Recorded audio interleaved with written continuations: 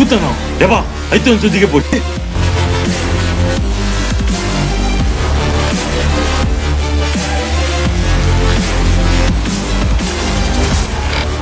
Ты что, блядь,